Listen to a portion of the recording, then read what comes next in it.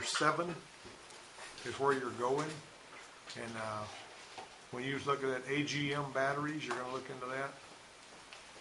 Matter of fact, you might even look in your index. Look that up, and let's analyze that question as we go. We're going to keep moving, but that's a glass mat battery. The smartest way to charge it, just like I said, is by starting the car and letting the car charge it up. Something else, when you've got now Toyotas have got those, but some of your other hybrid cars, will have a different. They have a regular 12 volt. Like on your, What do you mean by glass mat? it's a battery that inside of it, instead of having the regular kind of plates and all, it's a glass mat battery. And as a matter of fact, I've got some more information about it. You could actually do some research on that. It's pretty handy. But the only time you typically use them is that. And one of the reasons they have those is because typically it's mounted inside the car, and there's a bunch of reasons they do that one with the hybrid stuff. A lead acid battery has failed. The least likely cause is what? A, overcharging, B, vibration, C, low temperature operation, or D, undercharging. Vibration? Low temperature operation is, I will tell you though, and it's really interesting how you'll have a lead acid battery that's been just fine, and a cold snap hits and all of a sudden it won't start the car. But that battery was weak. It's not the low temperature that caused it to fail, it's because it was weak anyway. And every lead acid battery is going to have fewer cold cranking amps when it gets colder than it does whenever it's, at normal temperature. You might even notice they got different ratings for 0 and 32 degrees on them. Yeah. All of the following statements regarding valve-regulated lead acid, see what they're talking about there? Batteries are true, except VRLA batteries have a pressure vent that will allow atmospheric air to enter the battery if it opens. VRLA batteries are sealed. C, a gelled electrolyte battery is a type of VRLA. Or D, VRLA batteries can be operated in any position. You got that? That's the A. That's A. That's the one. They have a pressure vent on that one. I found that. Huh? I found that one. What you got in there? Read it loud. Says an AGM battery is a sealed valve-regulated lead acid battery designed with an absorbent glass microfiber separator between the battery plates. That's the glass mat. Yeah, that's what I'm These Okay, so it is. What does it say there? It's a valve-regulated lead acid battery, right? So it's got lead acid in it, but it's valve-regulated. And you notice that they're worried about it letting. They don't want to fill the car up with the stinking rotten egg gas. So that's one of the reasons that they do that. It will, if the pressure goes low in it, it can pull air in, but they don't want it, letting air out into the car. It's going to be explosive gas. Yeah, that fumes will get you high. Well, I know, but the thing, what I'm looking at is in a situation like what we've got. Well, they actually won't get you high. They just, they're explosive and they stink. They smell like rotten eggs. But how many of you know of a car right now that you can think of that's got the battery inside the car? What? Your car, but you did that. But I'm talking about that came from the factory. I'm not talking about re-engineered. Michelle Taylor's car? Huh? Michelle Taylor's car? That car's got it inside. What other? And that's not a glass mat battery, is Lincoln it? LS does. Lincoln LS has got it inside the car. What about your? Huh? Buicks and Cadillacs. Buicks and Cadillacs. What about your diesels? The old Tempo and Escort diesels, them small diesels. They had a monster battery and it was in the back because it was too big to go in. Huh? Escort diesel. Like my car. Yeah, except it wasn't. It was the older body style, but they had a diesel engine in them, and the Tempos did too. And they had it was a Japanese-made diesel, and it was in those cars. It real smooth running thing. We worked on a bunch of them over. But in the back of that car was that doggone, huh?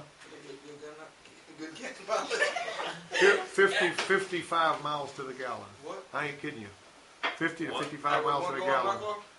Yeah, you could stuff one in there if you wanted to go to the trouble to do it. And I know a guy that has one. It's got a Tempo, one of them Toyo Kojo diesels in it, and they ran real smooth. They'd turn up to like 5,500 RPM. Really? And they put them in the Escorts in the early 90s.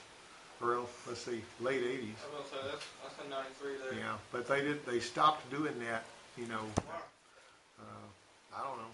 I guess they were getting too good, or they couldn't meet emission standards or something. But those little Escorts and Tempos ran real smooth. But I know a guy that owns one of those.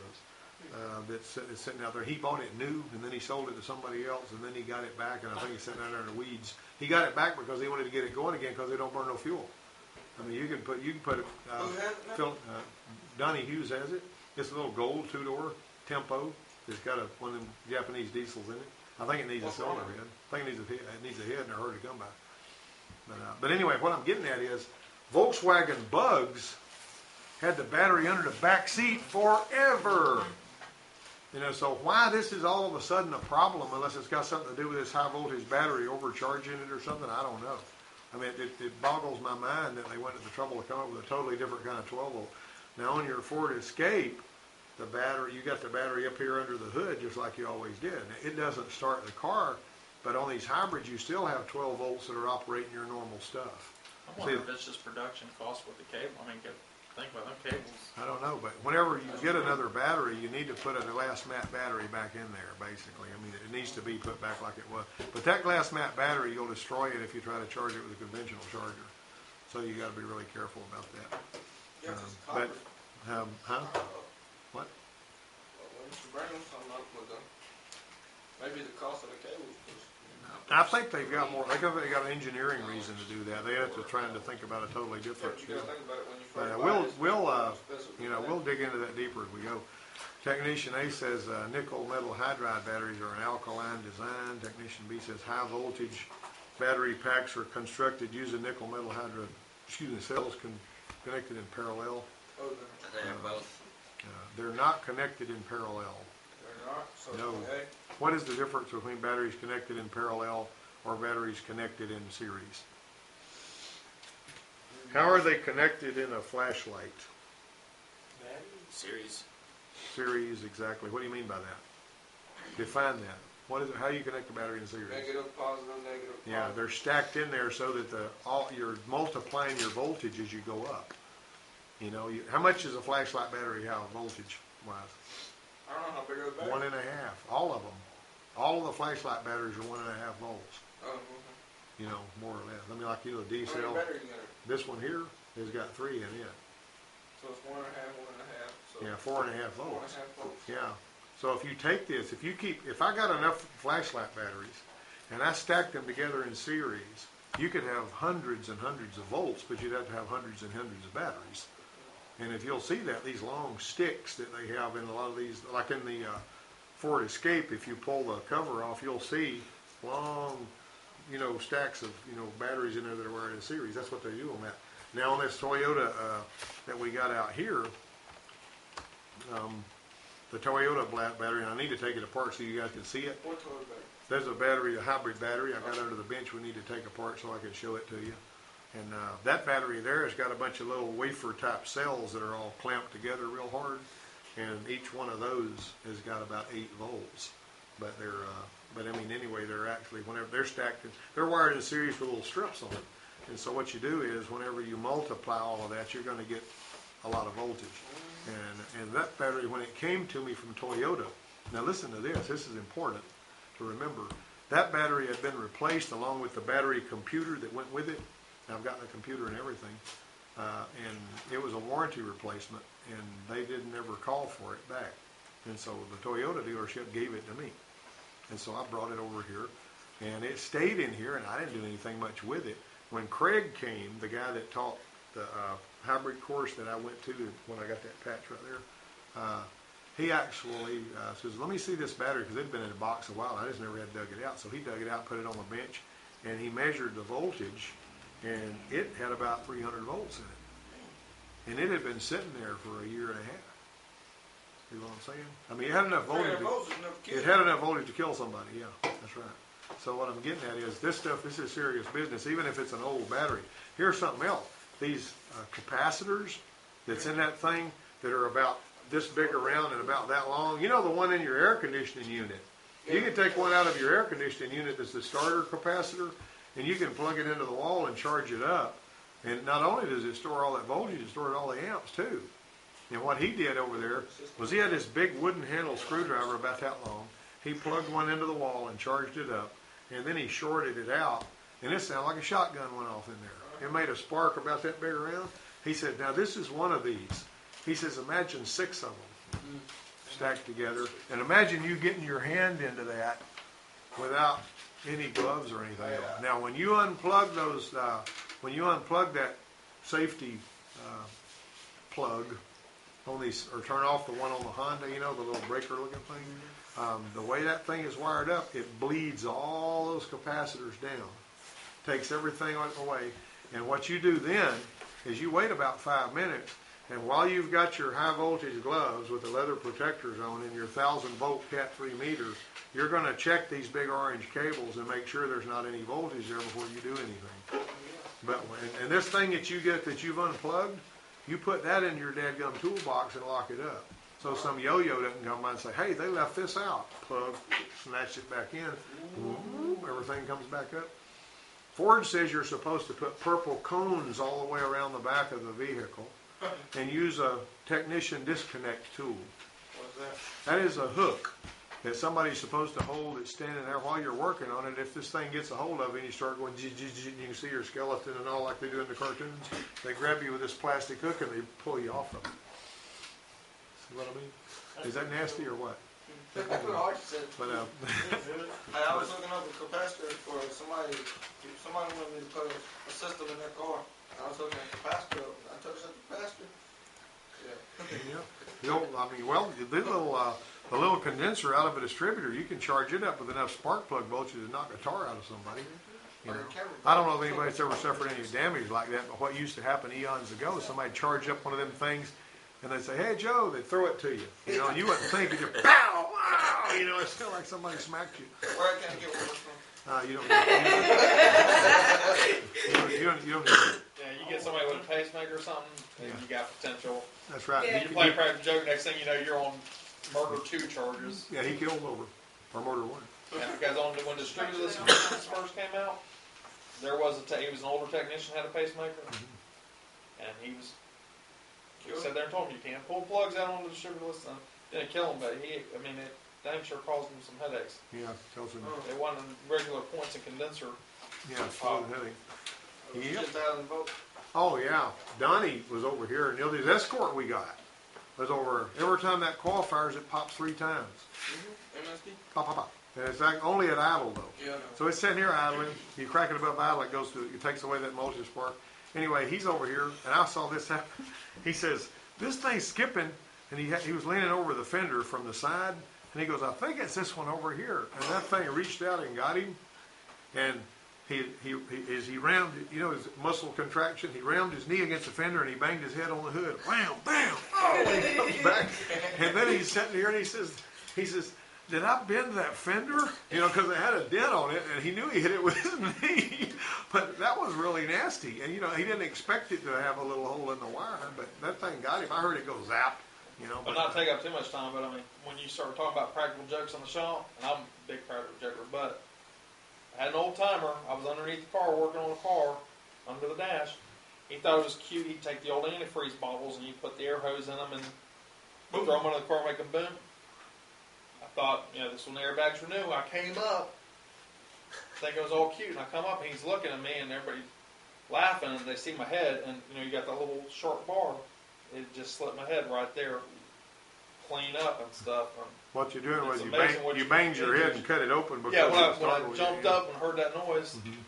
But, Yeah. you know, Well, I tell you something somebody else that put happened that too. stuff. One of my guys, it was a good mechanic, that was a sort of a practical joker like that, and he never did anything that would really harm anybody. You know what I'm saying? He just practical joking, and he went to work at a dealership over in Enterprise. And about the 4th day he was over there, this older guy that had been working a long time was working on an airbag system, and he says, "Man, I hope this thing don't go off on me for whatever reason, you know." And so he came up and popped a balloon behind the guy and scared the guy, and the guy went to the service manager and says, it's him or me. One of us is leaving today, and so they fired this new guy because he popped a balloon while somebody's working on an airbag. So you got to stay away from that kind of hogwash, you know, and all that. Of course, you know, I I had don't know who you can pick on. well, it's just not a good idea. I had another one that got fired because car sales were down because gas was $4 a gallon, or pickups, and he went and he's working at the Nissan place and went and bought a brand new Chevrolet pickup in Elba. That was stupid. Stupidest thing you could do. So he pulls in here on a brand new Chevrolet pickup to the Nissan place that he's just been working about 6 weeks there. And so they said, he bought a pickup somewhere else and he's working here. Get out. They didn't say those words. They didn't use that for a reason, but I guarantee you that's the reason they let him go. Because he was doing good work. Okay, now then, let's move on. I got to talking too much here. We're 15 minutes in. Look at him, he's got a huddle out of cup and everything. Number 4, I know. Number 4 is A. And A would be, scan data indicates the high voltage battery pack has been overheating. The most likely cause would be what? And Who's that? he's a guy that he used to be in here a long time ago.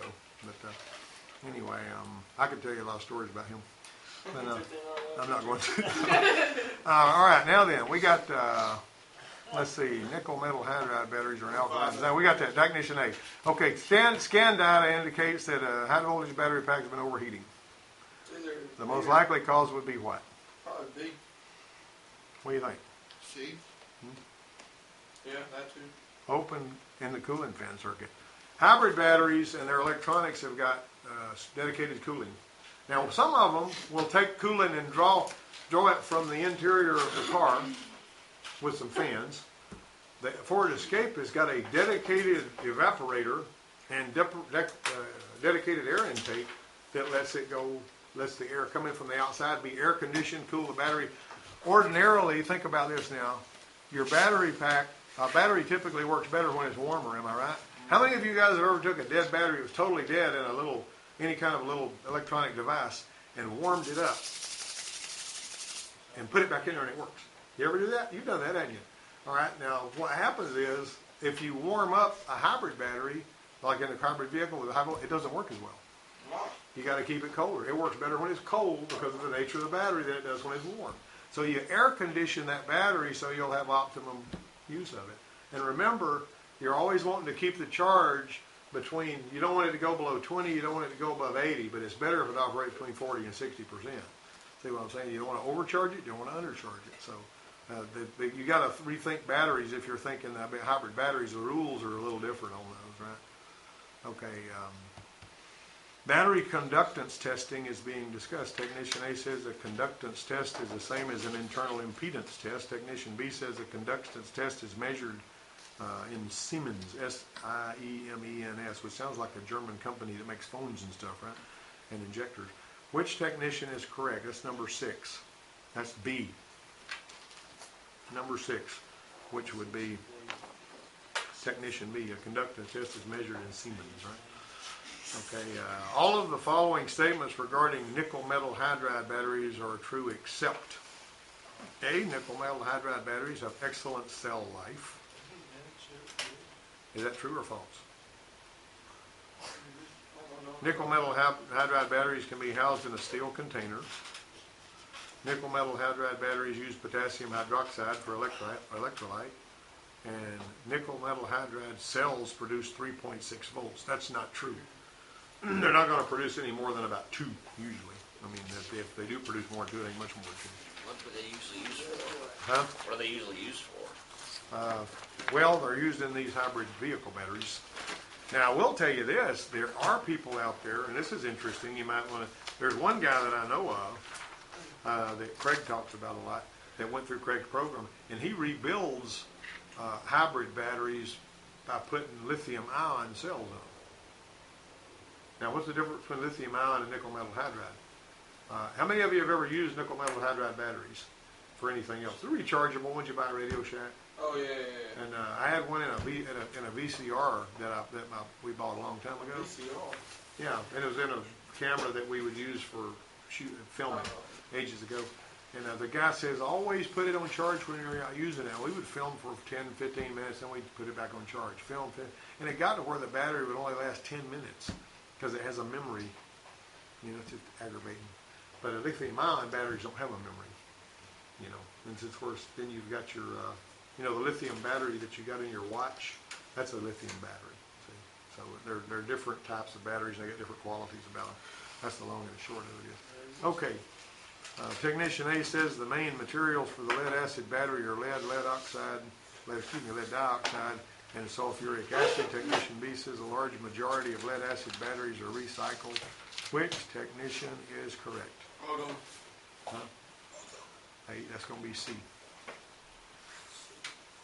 Technician A says a lead acid battery is an alkaline battery. Is that true? What's the difference between acid and alkaline? They're the opposite. Alkalines are materials. Alkaline is like what? Give me an example of something that's really deeply alkaline. Alkalines are materials on the far left side of the periodic table.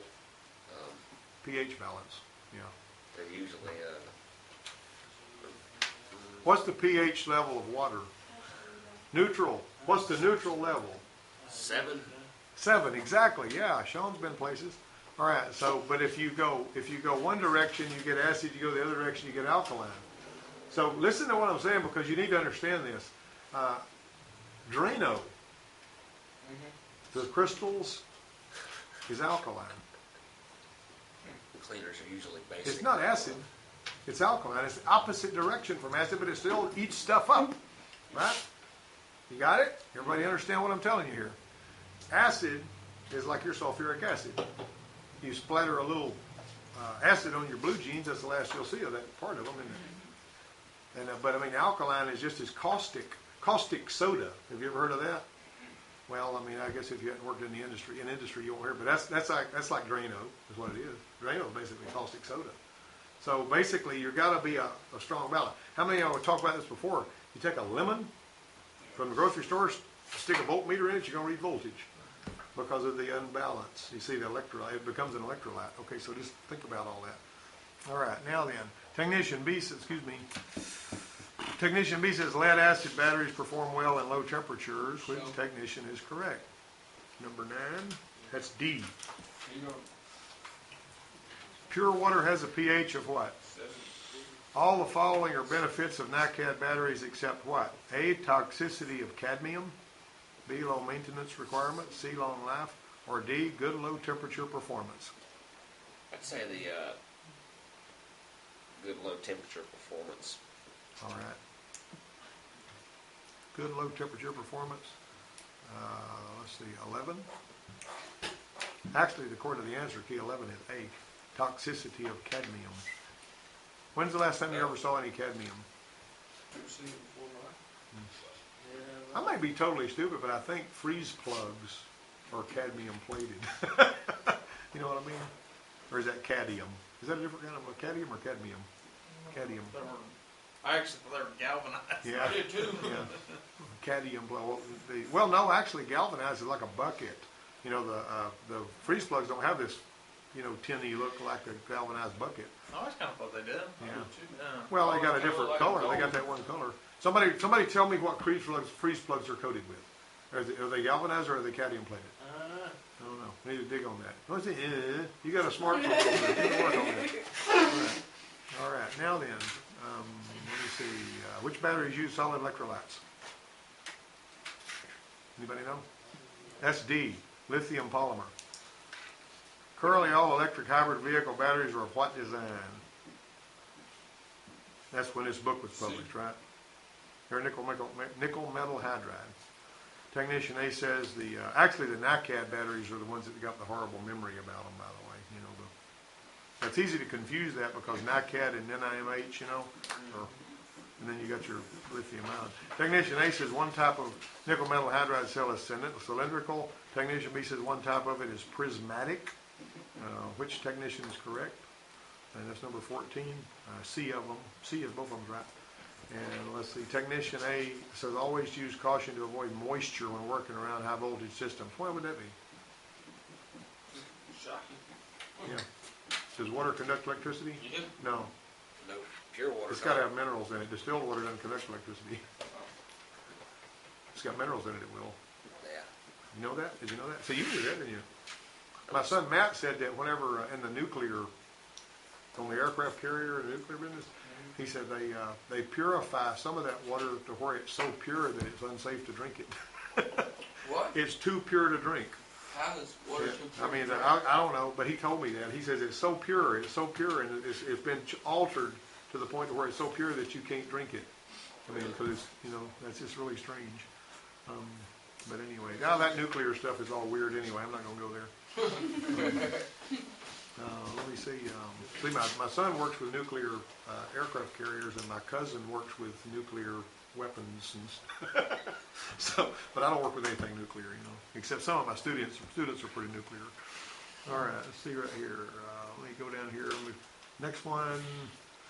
Technician B says to use ABC type fire extinguishers to put out a fire around a high voltage battery. No. That's Charlie. Yeah. C. Both of them actually. ABC type. In other words, it needs to be for A, B, or C type fires. That's what you're after there. I thought that was one specific for electrical. Well, actually, this is not really an electrical fire. In particular, I guess. I don't know if they got some reason. Grab that fire extinguisher off the wall and read it to us, Howard. What does it say? That's a good thing. Right off the outside the door there. Just grab it off and tell me what kind of fire is it. What kind of fire extinguisher is it and what kind of fire it is. Yeah, that's the best way to do that. Huh? It's an ABC. All right, now what does it say? It tells you what kind of fires it's for, right? What does it say? What's A? Trash, wood, paper. B is liquid and grease or flammable liquids. Right. C is electrical equipment. Well, I'll be doggone. C is electrical. C is electrical equipment. That's all right. Well, sometimes you think you remember stuff. But that is a C. That's basically you're going to use one of those. Technician A says nickel metal hydride batteries have a tendency to self-discharge if they are stored for long periods of time. Technician B says many manufacturers suggest hybrid electric vehicle be run for at least 30 minutes per month to prevent such discharge. Which technician is correct? C. Both of those guys are right. Now, I will tell you this. These silly NiCad batteries that I've got, these C cells you see out here that are in the charger, two things. You can't leave the charger plugged in with those things in there all the time because you'll burn the charger and the batteries up. Secondly, you can charge them up, but that's fine, but they're not going to be charged up 30 days from now. And those are actually NiCads. They're not nickel metal hydride, but they don't hold their charge worth a flip. Over a period of time. The reason I got those, by the way, Brandon, is that OTC tire pressure monitor tester uses 3 of those, I think, and one session will almost burn a whole set of batteries up with that OTC TPMS. Now, for some reason, if you pull the batteries out of it instantly as soon as you got through using it, it may be using some while it's laying there. I don't know, but even when it's not turned on, it must be because they seem to last longer if you take them out when you're done. But I'll have Chelsea work on that. She can take care of that for me. Okay, let's see. Technician A says nominal voltage for one lead acid battery cell is 1.2 volts. Is that right? Mm-hmm. No. What? No. What's Technician B is about 2 volts. Think about it. How many cells you got in a 12-volt battery? 6? What's 6 times? What's... Oh, yeah. All right, you figure it out, man. Technician B says nominal voltage for one nickel metal hydride cell is 2.1. Which technician is correct about that? Neither one of those guys is right.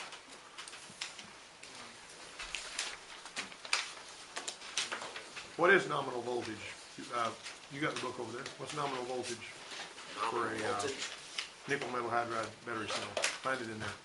I'll let you dig in that while we're going on to the next question. And we're going to rush through this because we've been here too long already. Which of these is advantages of using nickel metal hydrides in HEVs? Constructed of environmentally friendly and recyclable materials. Is that good? Excellent cycle life. High specific energy. All of them are above. All of the above. What type of battery is used as a high voltage source in full hybrid vehicle electric vehicles currently produced? That's the high voltage source. Now that's going to be a C. That's going to be a nickel metal hydride. We've already been there. Technician A says hybrid electric vehicles use only the high voltage battery with a voltage regulator to power conventional 12 volt accessories. Remember what I told you about this? Listen, if you turn on your key, if you arm your hybrid, turn it on to make it ready, the contactors back there, they come together and you start feeding stuff out there. Now your voltage is going to leave that battery and go through converters. It goes through DC to DC converter, and so you got DC voltage, and it's going from DC 400 volts or whatever, 300, 200, 221, whatever it is, down to 14 and a half. And that's going to charge your battery, your other battery, and it's also going to give you voltage for your power steering and this other kind of stuff. Got that? I mean, understand how that works. Those contactors are, and if this is what you do, let's say that you want to see the engine's not running. How do you know if the dadgum contactors are closed and stuff's working? You hook your voltmeter up to the 12 volt and you see if you got 14.5 volts. If you do, then all that stuff is feeding. But let's say you're telling it, I've turned it on, I'm making it ready and I'm getting ready to work on it. I take my voltmeter and I'm checking my 12 volt battery. If I'm still got 12 volts, then something's wrong back there. And we got to go take the back seat out and pop the covers off and see what the sound wheel's going on. All right. Let's see, where are we at here? What type of battery uses two different, oh, wait a minute.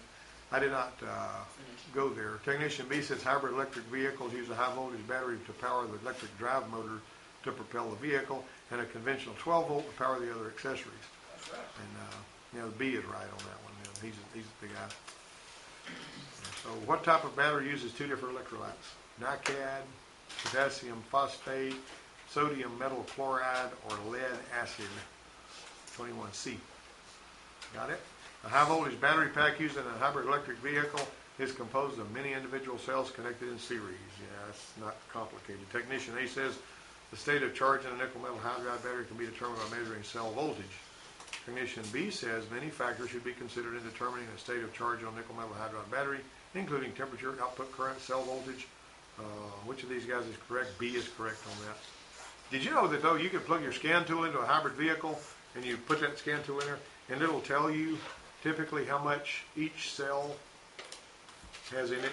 Like it'll give you all the cells, and it'll give you the state of charge of every cell in that battery. Hey, you need to get us like something lined up where we can look at it. I need to actually go either get Stan to bring his up here because he's got a little hybrid, or I'm gonna rent one and bring it up here and then we can plug in and look at. But I've never seen him before. Yeah, they're cool. I mean, huh? Well, I made you guys an assignment. Everybody was supposed to go to various dealerships that sell some kind of hybrid vehicle and tell them you wanted to test drive it. They wouldn't let me. Yeah. Oh, serious? I don't have a driver's license. Oh, no, I guess not. Well, you can ride with somebody. When I went over to drive that Chevy Volt, initially the salesman, he didn't even ask me for a driver's license. He just went there, he got in the driver's seat, and I rode with him. Yeah, but they're old man too. Yeah, well, if you're sitting over on the passenger side, what can you hurt? Cold cranking amps refers to a current battery produces while sustaining 7.2 volts at what temperature? Cold cranking amps refers to the current a battery produces while sustaining 7.2 volts at what temperature? That's Charlie, 0 degrees. Charlie. That's why they call them cold cranking amps. Got it, guys? Because cold is where the rubber meets the road. When performing a battery load test, how many seconds should the load be applied? 15 seconds, and it shouldn't go below what? 9.6. Listen, one more thing. If I've got, like on this Ranger sometimes, when we're trying to start it up, it'll go, and it won't start. I mean, it spins over good, but it won't start. I hook up a set of jumper cables to it, and it fires right up. What's the difference? Well, it's not the speed of the turning over. It's the voltage in the battery. If it drops below a certain battery voltage, it won't even fire the injector. It won't even try to start. So there you go. All right. And that pretty well finishes up that.